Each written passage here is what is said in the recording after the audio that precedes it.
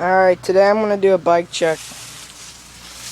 ODI long neck super soft grips, S&M hotter bars, Sabrosa hold on stem with Prima Strand V2 forks, 2 Fit FAF tires, Rant front rim sealed with female hubs that come with it, which is pretty nice. Animal headset, animal seat, Odyssey JC PC pedals, Verde Cartel, first year they made it, frame,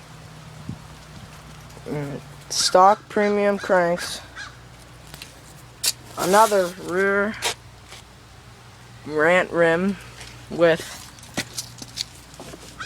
a fit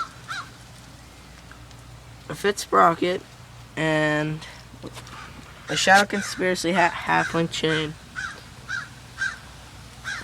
Alright, bye.